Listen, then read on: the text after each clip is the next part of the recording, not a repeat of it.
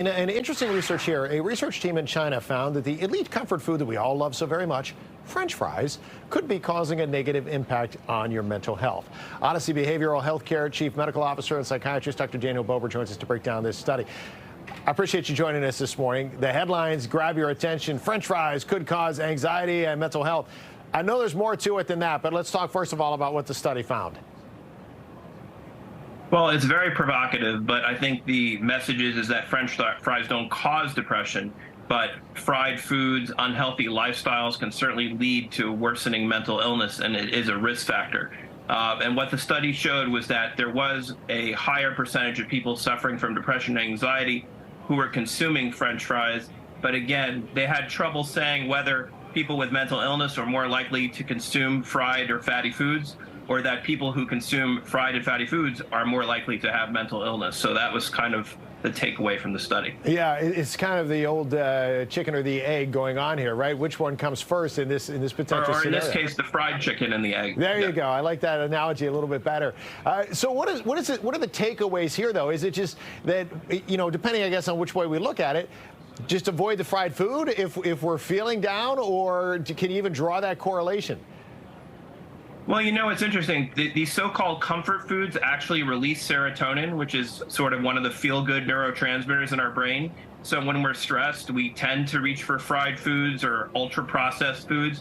But I think the major takeaway is the role in lifestyle modification to help improve your mental and your physical health. For example, adopting a diet like a Mediterranean diet that's rich in fruits and vegetables and starches and whole grains and olive oil tends to be more anti-inflammatory, and we know that inflammation is associated with human disease. So if you can make those lifestyle changes, including exercise, I think you're on the right path. Can I dig into this serotonin factor just a little bit? Because, on the surface, we all kind of agree that when we eat the French fries, we feel better, right? But then maybe later we feel the guilt, or we feel a little bit worse. How do we manage that process so we don't end up in that endless spiral?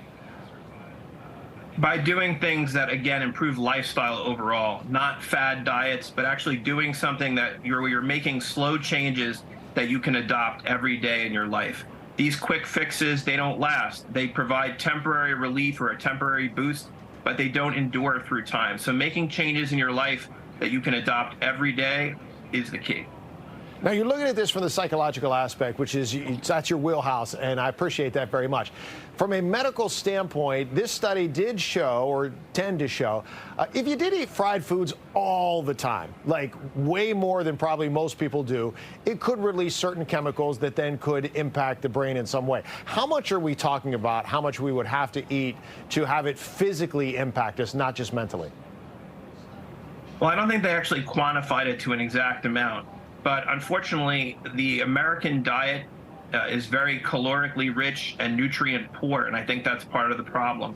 As a general rule, I always say look for things that don't have labels on them. If you're eating these highly ultra-processed, palatable foods, you're probably going to shorten your lifespan. You're going to increase your risk of heart disease, of cancer, of obesity, and as it turns out, probably mental illness as well. Right, because everything you just said right there is not going to make you feel better about the big picture. So it's easy to just kind of solve all the problems at once by moderating the diet. Dr. Bober, thanks so much for joining us this morning. I appreciate it.